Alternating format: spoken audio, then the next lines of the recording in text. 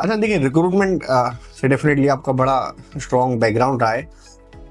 हम owner driven company की बात करें या सेठिया कंपनी की बात करें, हमेशा उनका एक यही क्लेम रहता है कि मतलब बजट कम है लेकिन कैंडिडेट हमें जो है ना बहुत 10 on 10 चाहिए, 10 on 10 चाहिए। ठीक है, तो मतलब इस तरह के चैलेंजेस को आप किस तरीके से? Basically as an HR professional आपका काम यह है कि एडवाइजर के तौर पे जो है ना अपने सेठ साहब को, अपने ओनर को गाइड करना। अभी मेरी 2 दिन पहले ही जो है मेरे एक बहुत अच्छे दोस्त हैं, his name is Raheel Saleem, he is the first senior talent management practitioner in Pakistan.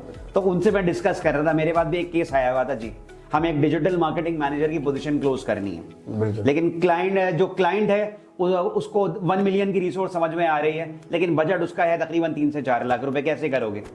तो he advise me very good, he is give me very good advice कि भाई आप एक काम करें, सेठ साहब को बोलें फॉर द टाइमिंग आप पैसे को भूल जाएं।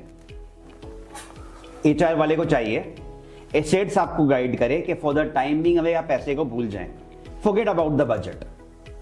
आप मार्केट से जितनी भी टॉप की रिसोर्स हैं, एक है top resource, top tier resource जो 1 मिलियन टच कर रही है, उसकी प्रोफाइल मंगवाएं।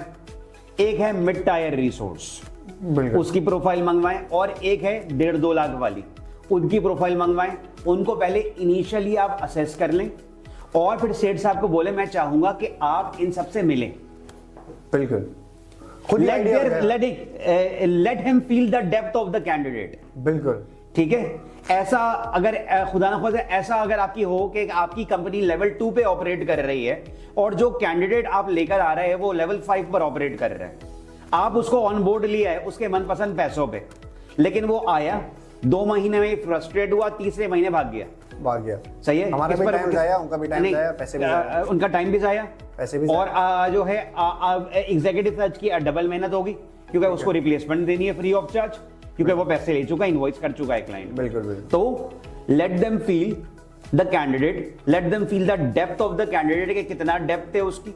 सही है, और फिर अपनी रिक्वायरमेंट के हिसाब से हर रिसोर्स को गेज करें कि मैं अगर लेवल 2 पे हूं तो ये कितना एडवांस लेवल पर काम कर रहे हैं। फॉर एग्जांपल अगर मैं आजकल रिटेल के लिए काम कर रहा हूं, बिल्कुल सही है, अब एक बंदा है जो मैं किसी टेक्सटाइल से लेकर आ रहा हूं और मेरा क्लाइंट जो है वो कॉस्मेटिक्स और ब्यूटी प्रोडक्ट्स में डील कर रहा है, तो मुझे ये असेस करना है कि टेक्सटाइल वालों की इन्वेंट्री कितनी बड़ी है।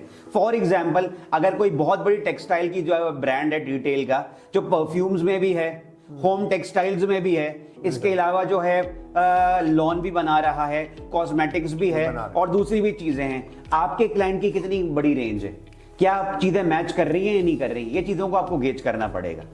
तो फिर सेठ साहब के आगे सारे ऑप्शन रख दें और सेठ साहब को बोले हम लोग लेवल 2 पे ऑपरेट कर रहे हैं, तो आपको ऐसा कैंडिडेट चाहिए जो लेवल 2 के पे लिए लेवल पे ही डिजिटल मार्केटिंग कर रहा हो, लेवल 3 पे कर रहा हूं, लेवल 3 पे कर रहा हूं। हाँ, अब पता है लेवल 5 वाला बंदा लेकर आ गया, वो तो फ्रस्ट्रेट हो जाएगा, यार मेरी इतनी बड़ी इन्वेंट्री थी, मैं होम टेक्सटाइल्स को देख रहा था, कॉस्मेटिक्स को देख रहा था, परफ्यूम्स को अलग देख रहा था, और आपने मुझे छोटे डोमेन में डेफिनेटली आपने जो है आप मुझे जो है फेस वॉश पे ही लगा दिया है, आपने मुझे सोप्स पे ही लगा दिया है, आपने मुझे शैम्पूज का सिर्फ 3 कैटेगरीज को मैं देख रहा हूँ। He'll get frustrated very easily and very soon.